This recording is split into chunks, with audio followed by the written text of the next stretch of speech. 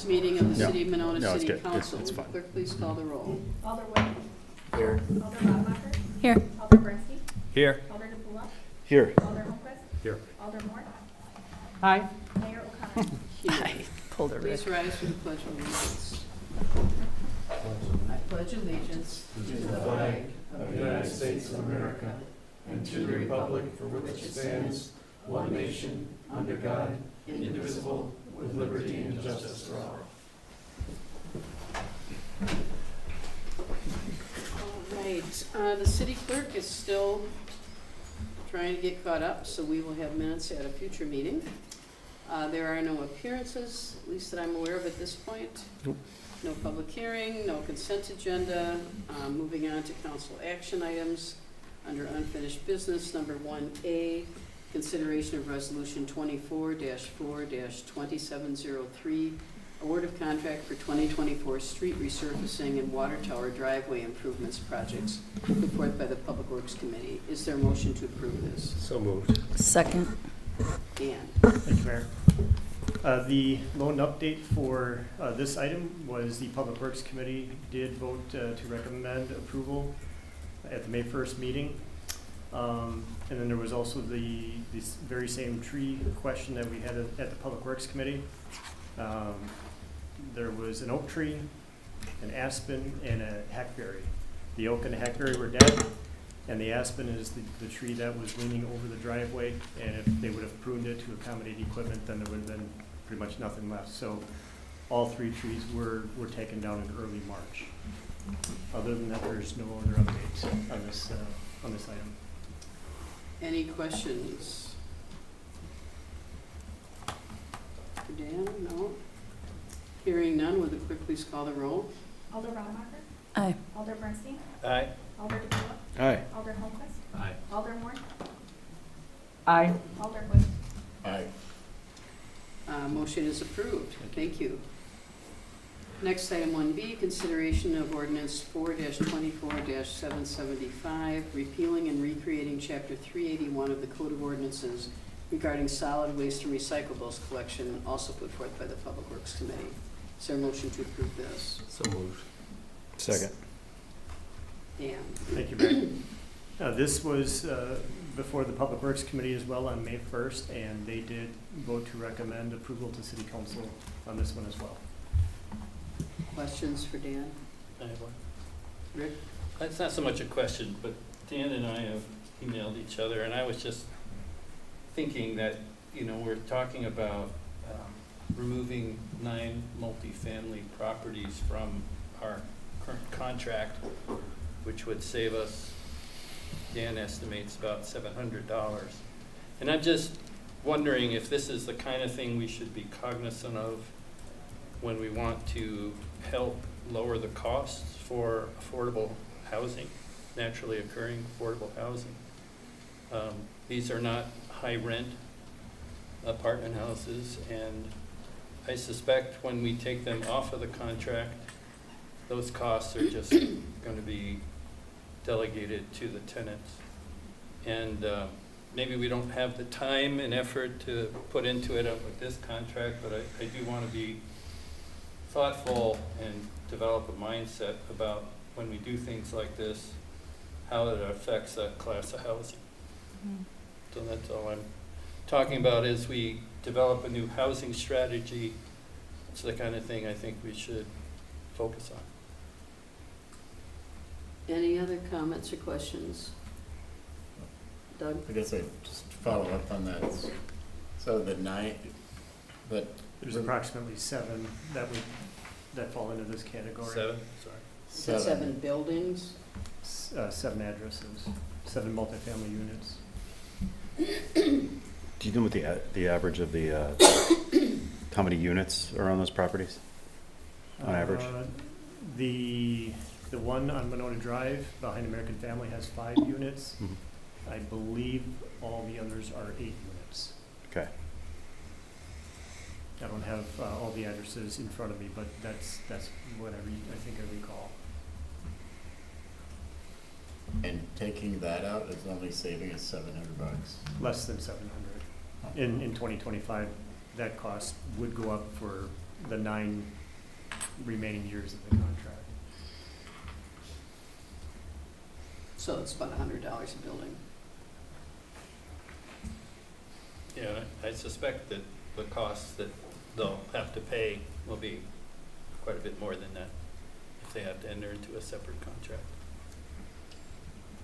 Did you say that Pelletieri picks up with the other buildings, but they have a separate contract? Or do they, which The ones under our contract, obviously, are Pelletieri. ones that not, the larger ones that aren't? I'm not sure who they go with, but my guess is with, I mean, I can't speak for Pelletieri, but if this passes, those complexes would most likely maintain Pelletieri and just switch the account name. But I don't know who the neighboring businesses use for pickup. Any other questions? Just a clarification. So the summary of the point is that we're considering a contract that would exclude certain properties. Those 5 through 8 properties, units, which are currently in the code now. and those properties would then have to figure out their own Yes. situation, their own trash and recycling collection. Right. They're currently under our umbrella. Right. And this is standard operating procedure with just about every other community, correct? They do not pick up Right, it. and the template from the DNR, they write 1 through 4 units in their template. Like I mentioned last time, I viewed well over 30 other municipalities of our size, and I think there was only 2 that did not go with the 1 through 4 model. I think the 2 that didn't were communities that also had a large, previously a township population, if you want to call it that. Something like a Fitchburg, but smaller, where a majority of their community could be considered rural.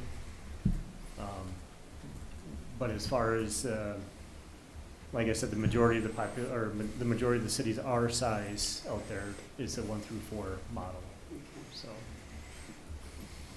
Doug? We already approved the contract with Pelletieri, Mm. and it was based on these changes, right? No, this ordinance is separate. They do know I'm taking an ordinance update to council. Okay, I did make them aware that there could be some changes, okay, but I couldn't guarantee them anything okay. until council votes, so. Neil?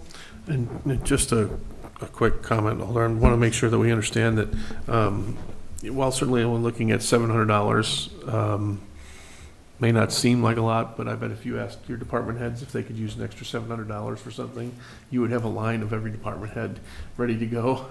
I mean, we are in that budget scenario Right. essentially at this time, where money is tight enough that, you know, any savings I would think is certainly from a staff standpoint is looked at being very beneficial. Certainly in this case, I think the individual buildings will have the ability, and there are multiple vendors that provide this, so it's not like they will be stuck with only having to go with one person. They will actually have a fairly competitive market to go out to have those identified. So it is, you know, certainly I don't think in the situation of, well, it may look like in its own vacuum, a $700 might not seem like a lot, but if you add that for every other department and the budgets we're currently kind of working through and getting ready to work with you on this coming year, you know, that $700 could come in handy at some point. So just wanted to make sure, we're aware of that the staff does do a pretty diligent job on a lot of its projects to try to identify cost savings when we can. And I think, you know, anything helps as we go forward. So just wanted to. And I think, just to remind the council, 3 out of the last 4 years, the department's operating budgets have had a 0% increase. Right. So they've made lots of cuts and could really need to buy things like paper and stuff like Right. that. That all gets more expensive, so. My question is, would it be, if we were to keep these buildings under our umbrella, would that be just an anomaly where other property owners could say, well, why didn't you include me in your budget? Why are you including these folks? I mean, it really would create sort of a pick and choose and It just wouldn't be fair. We did an ordinance update in 2012, and I'm not sure what we had above 9, but we did reduce to 8 at that time. There were some condo associations that then had to go out and secure their own private contract. I can't imagine that if you leave the up to 8 units in here, I don't think we would hear anything because it's in the current code right now. Mm. So if approved as the way it's presented, then we would drop down. I'm sure we would hear some feedback from these 7 or 8 properties that were requesting that to seek their own private contract. Mm. But we also heard from the condo owners last time in 2012 too. But, you know, in my opinion, it's, when you're a multiple family complex owner, it's a business. You know, it's you're in business. That's what you do. Mm-hmm. So, looked at differently than a duplex, you know, a side-by-side or, Yeah. you know, you could make the argument that even a 4-unit complex, if you have a number of them, is considered a business as Right, well. right, But where do you draw that line? correct. Mm-hmm. Well put. Any other, Aldermore has her hand raised. Aldermore? Yeah, thank you. Dan, can you tell us, well, first of all, I just want to say that I don't want to make assumptions about, first, the quality or the rent or anything else of these particular units. I don't know that, I mean, obviously, Dan, you know the units, would these be considered to be workforce housing or lower income units just because they happen to be eight units or more? Like I said, the 5-unit one is behind American Family on Monona Drive. I don't know what type of units those are. There's a number of them on Anthony, and I think on Eastgate. To me, when I look at those multifamily unit structures, they look very typical, probably in any city for an 8-unit apartment complex. I don't Right. know anything more than that. I didn't do research into the background of the complexes. Yeah. Thank you. And then I guess I also don't want to make assumptions, although I certainly appreciate Alder Bernstein's reflection on this. I also don't want to make assumptions about the cost, the added cost to the units, or the added cost to the complex, or the landlord's potential of passing that on to the residents. Like, I have no idea what the cost of recycling and trash would be to, you know, once a week to a unit like that. I know what it costs us, because we know what we're gonna save, but I don't know, I don't want to assume that it's gonna be a gigantic increase in expense, or that it's gonna be passed on to residents. Because we have nothing to base that on, that's just sheer assumption. Patrick? Um, Patrick?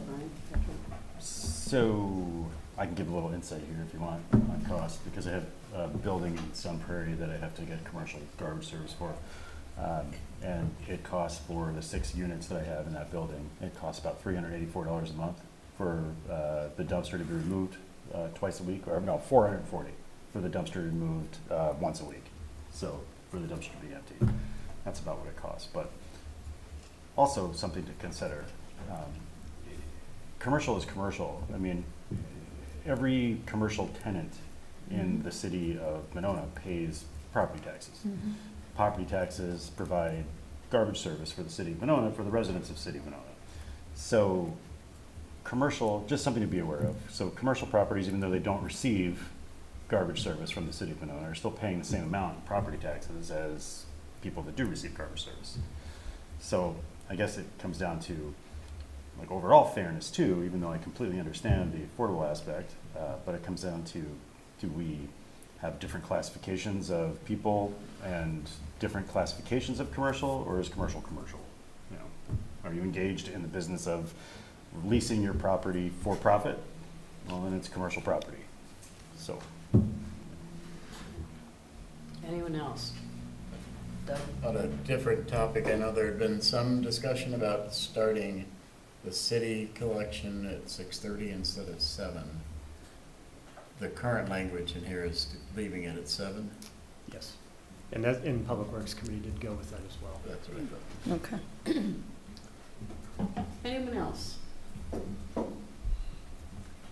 Okay, do we need a, this isn't a contract or anything, can we roll call vote here, or? I don't think so. Ordinance change. Okay, all in favor, say aye. Aye. Aye. Opposed?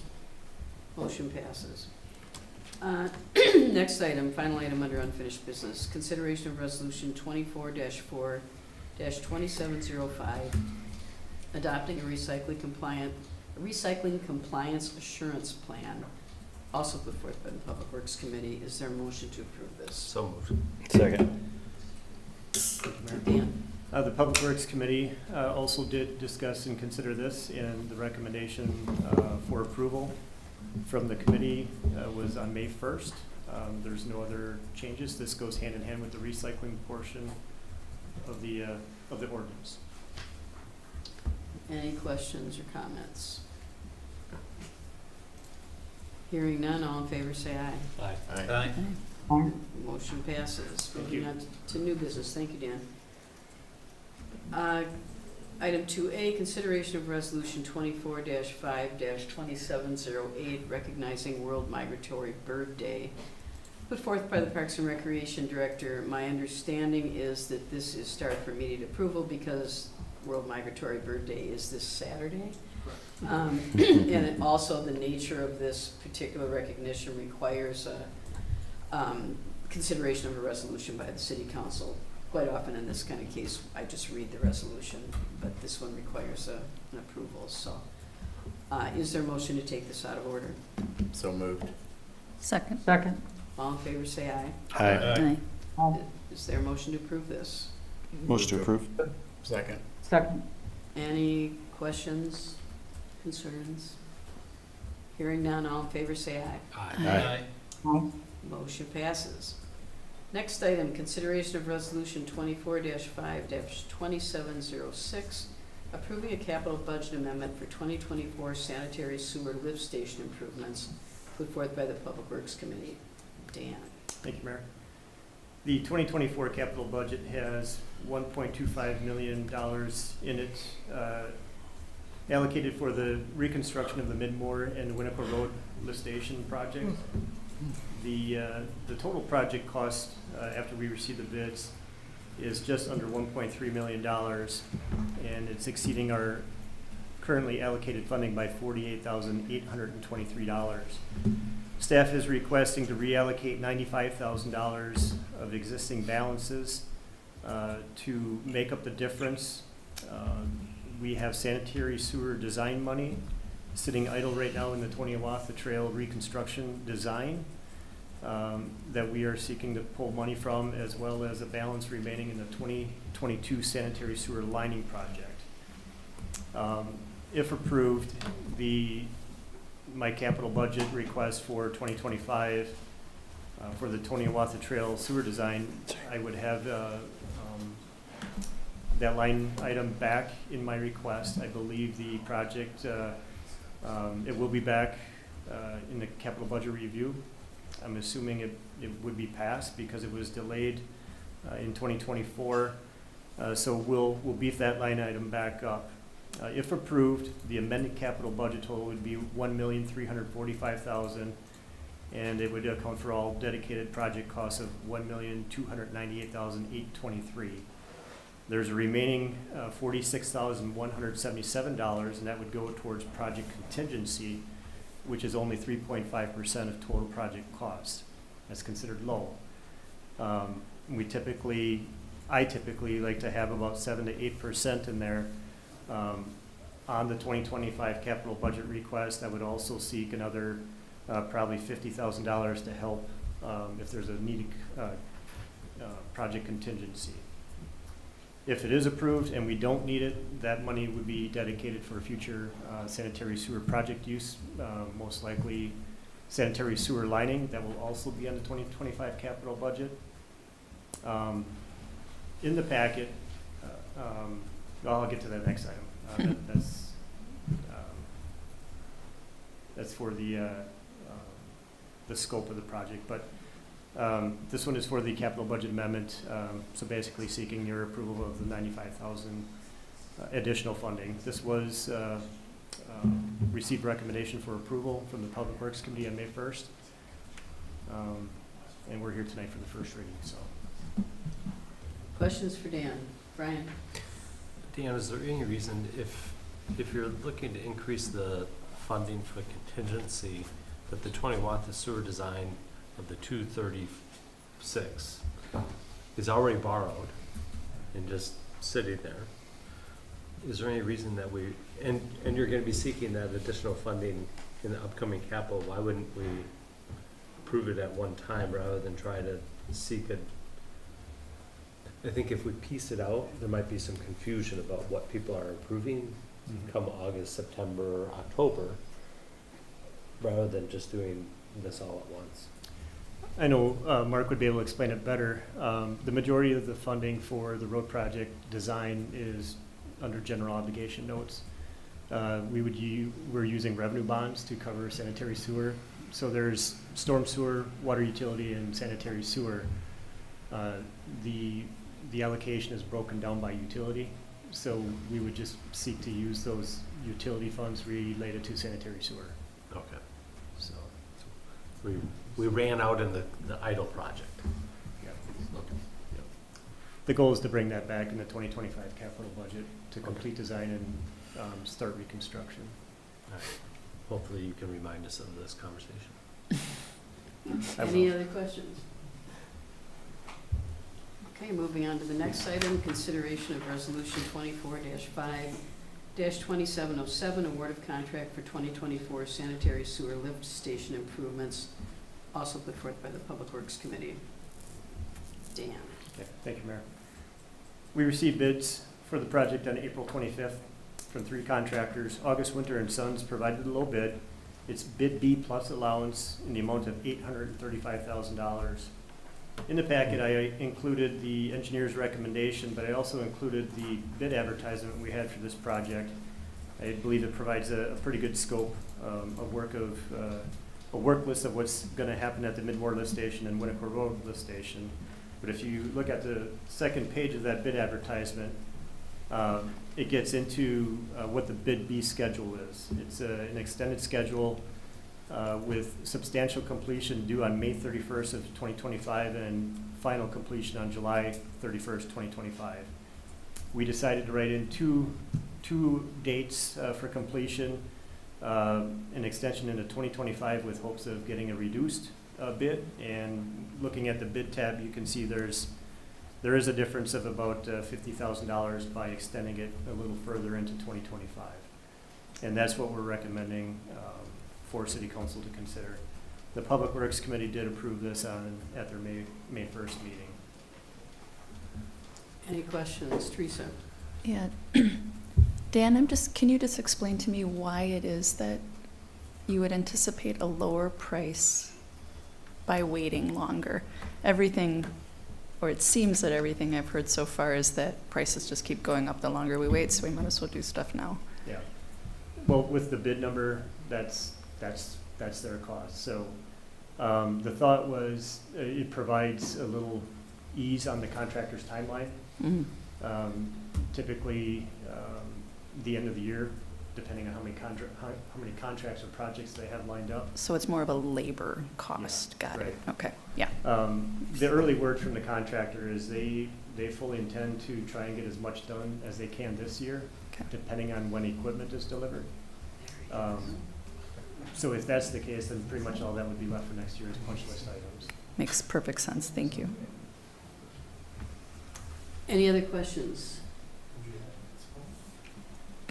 Okay, boy, perfect timing though. I do my best. Except I'm in his seat, so. Do we need to slide down? Somebody took your seat. You can sit in Nancy's chair. Okay, Dan, I think that's it, thank you. All right, our next item is to convene an open, closed session under Wisconsin statute section 19.85, paren 1, paren E, deliberating or negotiating the purchasing of public properties, the investing of public funds, or conducting other specified public business whenever competitive or bargaining reasons require closed session. This involves the lease amendment with Madison Cellular Telephone Company and transit service agreement with the city of Madison. Is there a motion to go into closed session? So moved. Second. Would the clerk please call the roll? Alder Bernstein? Aye. Alder Capella? Aye. Alder Holmquist? Aye. Alder Moore? Aye. Alder Wood? Aye. Alder Rademacher? Aye. We are in closed session.